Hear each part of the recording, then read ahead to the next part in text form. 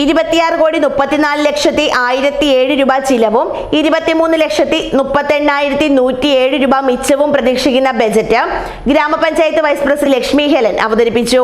Panchayat president R Dineshan അധ്യക്ഷനായിരുന്നു. ഭവന നിർമ്മാണ മേഖലയ്ക്ക് 2 കോടി രൂപ ബജറ്റിൽ വകയിരുത്തി. 2018 മുതൽ 2024 വരെ ലൈഫ് ഭവന പദ്ധതിയിൽ 498 പേർക്ക് ധനസഹായം ഇതുവരെ നൽകി കഴിഞ്ഞു.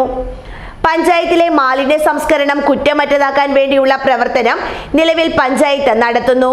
ഇതിന്റെ ഭാഗമായി മാലിന്യ സംസ്കരണം മേഖലയ്ക്ക് ഈ ബജറ്റിൽ 50 ലക്ഷം രൂപയാണ് വകയിരുത്തിയിരിക്കുന്നത്. കൃഷി, മൃഗസംരക്ഷണം എന്നിവയ്ക്ക് 70 ലക്ഷം രൂപയും ആരോഗ്യ വിദ്യാഭ്യാസ മേഖലയ്ക്ക് 44.25 ലക്ഷം രൂപയും വകയിരുത്തി.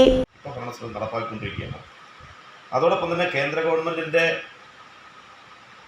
ഗ്രാന്റുകൾ സമയബന്ധിതമായി നമുക്ക് ലഭിക്കുന്ന സ്ഥിതി ഉണ്ടാവണം. സംസ്ഥാന ഗവൺമെന്റിൽ നിന്ന് ലഭിക്കേണ്ട ഗ്രാന്റുകൾ സമയബന്ധിതമായി ലഭിക്കേണ്ട സാഹചര്യം ഉണ്ടാവണം. NREG വഴി നിർവഹിക്കപ്പെടേണ്ട പദ്ധതികൾക്ക് ആവശ്യമായിട്ടുള്ള പണം അതുവഴി ലഭിക്കേണ്ട സാഹചര്യം ഉണ്ടാവണം.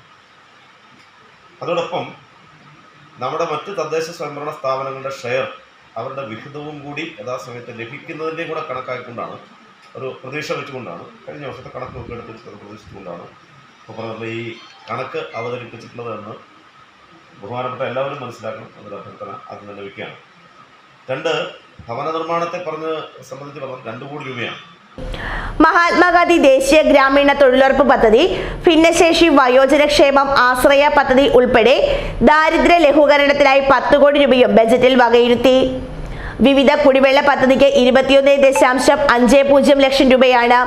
റോഡ്, കലുങ്കുകൾ, നടപ്പാതകൾ, കെട്ടിടങ്ങളുടെ പുനരുദ്ധാരണ പ്രവർത്തനങ്ങൾ, പൊതുമാർക്കറ്റ് എന്നിവ ഉൾപ്പെടെ പശ്ചാത്തല മേഖലയ്ക്ക് 2.40 കോടി രൂപയും ടൂറിസം, യുവജനക്ഷേമം, ചെറുകിട വ്യവസായം എന്നിവയ്ക്ക് 76 ലക്ഷം രൂപയും ബജറ്റിൽ വകയിരുത്തി. 23,38,107 രൂപ മിച്ചം പ്രതീക്ഷിക്കുന്ന ബജറ്റാണ് അവതരിപ്പിച്ചത്. ഗ്രാമപഞ്ചായത്ത് അംഗങ്ങൾ, ബ്ലോക്ക് പഞ്ചായത്ത് അംഗങ്ങൾ, ഗ്രാമപഞ്ചായത്ത് ജീവനക്കാർ തുടങ്ങിയവർ പങ്കെടുത്തു. News bureau, Peermade.